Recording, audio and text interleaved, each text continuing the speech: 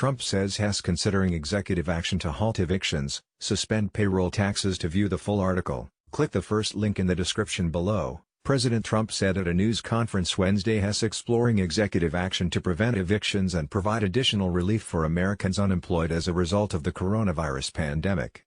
He also said Hess considering a term-limited suspension of the payroll tax. My administration is exploring executive actions to provide protections against eviction, he said. Eviction is a big problem, very unfair to a lot of people. It wasn't their fault that this virus came from a faraway land.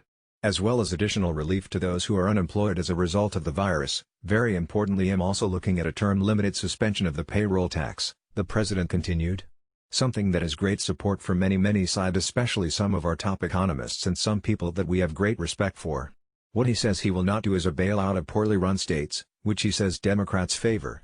Though the White House, Republican and Democratic leaders have been negotiating about legislation for the next relief bill, they remain far from a deal after expanded unemployment benefits expired for millions of Americans last week.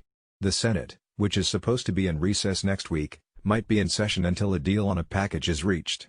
I think we ought to stay until we get a deal, Republican Senator Rick Scott, of Florida, told reporters Tuesday before the GOP conference lunch.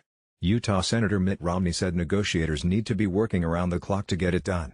After the GOP convention was scaled back dramatically due to the virus, Mr. Trump is entertaining the possibility of giving his acceptance speech from the White House. He says it's perfectly legal. Well, it is legal, Mr. Trump said. There is no Hatch Act because it doesn't pertain to the president. But if I use the White House, we save tremendous amounts of money for the government in terms of security, traveling.